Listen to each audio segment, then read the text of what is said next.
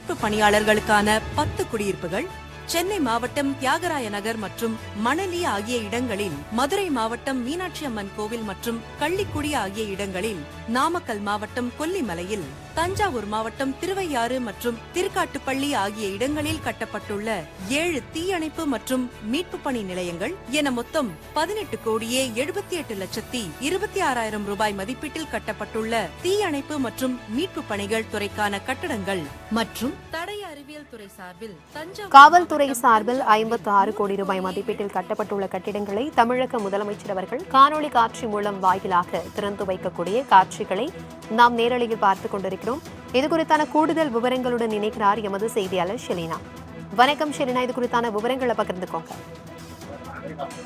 சென்னை தலைமைச் செயலகத்தில் தமிழ்நாடு முதலமைச்சர் மு.க.ஸ்டாலின் இன்று காவல்துறை சார்ந்த பல்வேறு திட்டங்களை தற்பொழுது துவக்கி வைத்து வருகிறார். அதன் நேரலை காட்சிகளை தற்பொழுது பார்த்து வருகிறோம். காணொலி காட்சியின் வாயிலாக பல்வேறு காவல்துறை சார்பாக இருக்கக்கூடிய சிறப்பு திட்டங்களை திறந்து வருகிறார். காவல்துறையின் சார்பில் 56 கோடியே 26 லட்சத்தி 70,000 ரூபாய் செலவில் கட்டப்பட்டிருக்கக்கூடிய 169 காவலர் குடியிருப்புகள், 2 காவல் நிலையங்கள், அதே போல 2 காவல்துறை கட்டிடங்களையும் முதலமைச்சர் மு.க.ஸ்டாலின்,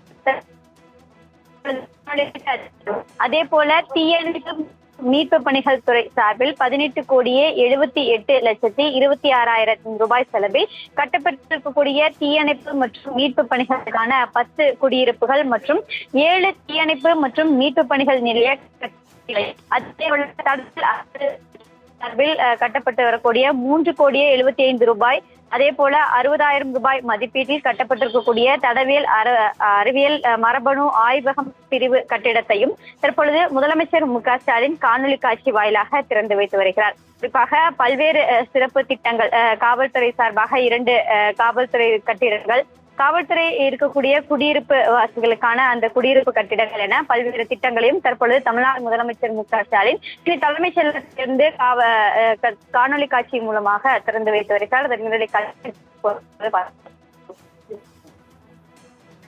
தகவல்களுக்கு நன்றி ஷெலினா.